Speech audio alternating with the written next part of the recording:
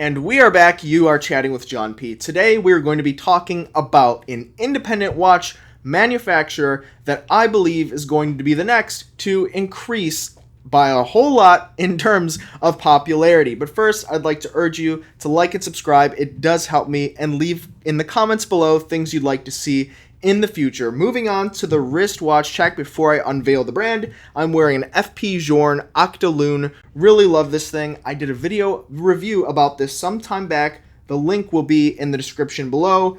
It's only fitting that I wear an independent like FP on a day that I talk about independence.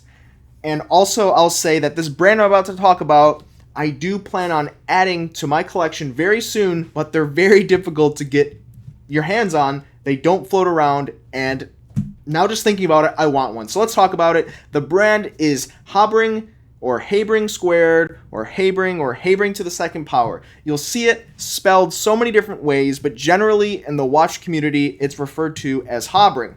Now, the brand, it's an Austrian brand. It's a new independent watch brand, and by new, I mean relatively speaking. It was founded in 2004 by Richard and Maria Habring, basically a couple. They wanted to create a watch brand that was independent, low production, high quality, and had a certain set of values. You can read a lot about it on their website. Most of it is not written in English, but you can use a translator and you can see some interviews and you can really feel the passion from this pair. Now, Richard is really the main watchmaker behind this little but very interesting and well-refined watchmaking house. So basically, Richard had a career at IWC. In 1992, he helped to develop a proprietary system that they used in their split-second chronographs called the Doppel. Before 92, split-second chronographs were incredibly difficult to manufacture compared to other types of watches. Some complications are just difficult to work on, difficult to create, to produce, everything. So in 92, he was part of a team. They came up with this unique way to kind of remove the column wheel and make it a lot easier to produce and a lot more affordable. And that watch for IWC, that movement rather, it won a lot of awards, and he pretty much developed a name for himself. So time goes on, and in 2004, the patent for that movement that belonged to IWC pretty much ran out, and so he and Richard and Maria, they basically said, hey, let's improve this. I think there's some things that probably we can do better now. The technology's a little more advanced. Let's come out with the Doppel 2. And that's what they did, and they did it under the Habring name. So in 2004, they come out with this movement that up until today is the focal point of the brand. If you look up Habring all over the internet, you can see that their split-second chronograph, they've got so many different versions, so many different dials, so many other mixed complications. And it's just the focal point of the brand. It's what they're known for, and it's what they've always stuck to. That impresses me because what other brands do you know that are known for a certain complication? Leave in the comments below. I want to hear that, actually. What other brands do you know that are known for one specific complication? So they unveil this brand, the Habring brand. They start winning all these awards, mostly for that improvement on the Doppel and some of the other mixtures. Now, when they released this brand, they had this idea of this modular watch, and you can see it up until today. Their idea was that someone could buy a watch that would have some type of complications, but it would have a base movement behind it, and you could add or subtract complications as time goes on. So depending on your budget or how you wanted your watch to be for that set in time, you could remove complications, you could change the dial, you could remove a date wheel, add a date wheel, change the color of the date wheel, all that kind of thing. And up until today, some of that has been removed, but the spirit of it still carries through. And what I mean by that is all of the Habring watches are made by commission only. There's 2 authorized dealers in the United States, but all of the watches they purchase are commission only. They tell Habring kind of what they want to see in the watches, and Habring only makes 200 pieces per year, so they have to make sure that their clientele that they already have in service out of Austria is taken care of, and whatever is left they give to their authorized dealers, and a little bit of a juggling act there. So everything's completely custom. If you want a Habring watch, you have to reach out to them directly, and they'll give you the list of options and the prices. But I'll say, and we'll talk about it later, the prices are incredibly attractive for an independent, what I consider to be upper-end watch manufacturer. The other thing that they do that no other brand would even think of, no other brand can even fathom doing, is they give you spare parts.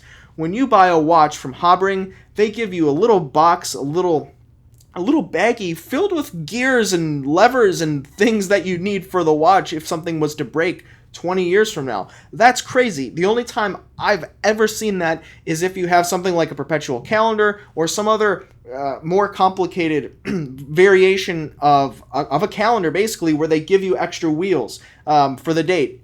I don't see it anywhere else. Maybe you'll get a pusher, maybe you'll get an extra strap, but they give you gears and all kinds of things. I think that's amazing, and in my opinion, it really shows and helps to convey that they truly do. This couple, Maria and Richard, they truly believe in the spirit of watchmaking. They want their watches to last, and they want you to wear them. It's just amazing, right? And I know that through Delray Watch, where we have a service center, sometimes we would absolutely we would kill, or our watchmakers, they would kill to have these extra parts, because if you have a unique complication and you don't have the parts, you have to call the brand and you're probably not going to get them, and you have to look through other places, and you spend hours and hours, and that's a watchmaker's worst nightmare when he knows the solution and he either has to manufacture a part or find one. They give you the parts. That's amazing, and I can only commend them on that. So an independent watch manufacturer that gives you spare parts, where else are you going to find that? So the watch brand, they do some nice things. Let's talk a little bit about a category of things that are for this brand and some other independents that I think probably helped for them to control the cost, because once again, it is pretty approachable for independents, but some might look down on them. Like if you're an FP Journe guy, there might be some things that'll fall short. So for one, I would say the movements and there'll be a picture here, the movements generally, up until somewhat recently, they've done a little bit different with their finishing on the movements. They're adequate, but they're not quite there compared to some of the movements that, Patek and FP Journe and A. Lange & Söhne. Once again, the amount of labor that goes into producing watches oftentimes is reflected in the price. I think that when you look at a movement that Habring produces, especially some of the movements that are out of their more approachable lines, they do have some more complicated lines like the perpetual Doppel chronograph. When you get into that, the finishing, it looks very Germanic. It's very consistent, but there's just not a lot of mixing of different types of finishing. There's not a lot of mixing of polished and brush and Côtes de Genève and all of that. There's a lot of mixing of that. It's if you look at like something like their Felix or their Irwin and you look at the movement, it's a very circular brushing. I think it looks very nice. It's very German. You can tell the German watchmaking spirit in this Austrian brand. You can see it. I can see it. But once again, it looks nice and industrial, and it has that unique independent feel that a lot of people know and love. But I think that if you're used to something like an A. Lange & Söhne or FP Journe, it could fall a little bit short. But that being said, where else are you going to be able to get an independent manufacturer watch that has production of 200 pieces and under per year at, I think their entry-level piece starts at $5,000 US. Where else can you do that? Can you expect the same level of finishing as A. Lange & Söhne? I don't think you probably can, but I'll say that in this price point, absolutely as close as possible. Also, Habring, they do use base movements from manufacturers, mostly like ETA. So, while they do heavily modify them, they're not produced entirely in-house. They use components of other movements and they put things together. But that, once again, that is reflected in the price point. So they do go top to bottom and they do make sure that their designs are unique, and they're also finishing them to very adequate standards for independent. I would say, that could be a downside for some, but I think once again, to get into an independent at a price point like $5,000 to $10,000 is their average. That's a difficult thing to do, so that they had to make it work on some end. So I can understand why they did it, but for those of you that have incredibly high standards, that might be something that you look down on. But I do not see it as a negative at all. So let's talk about 4 models that Habring has in their current collection. The first model that I think we just have to talk about is the COS chronograph. Now, what this is basically it's a chronograph that is controlled entirely by the crown. Now, Habring has won a lot of awards for this because It's just so unique, and it's pretty complicated in my opinion.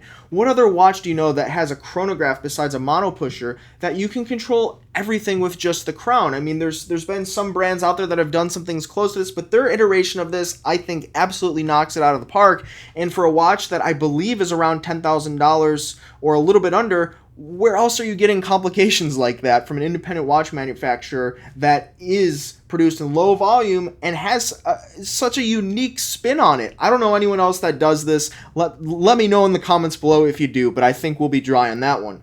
They also have a perpetual chronograph, split-second chronograph, perpetual split-second chronograph. They call it the perpetual doppel, and once again, it has that focal point movement complication that Richard and Maria have been developing over the years. Their split-second chronograph that they originally developed for IWC, very complicated piece. This is pretty new in their catalog. From time to time, I check the website because I do want one of their pieces. It's just all the pieces that I see that I want, they no longer produce. I want the World Time. You can't find it. I'd like their yachting watch. You can't find it. They produce in such low volumes. One of these days, I'm going to kick it off and get one.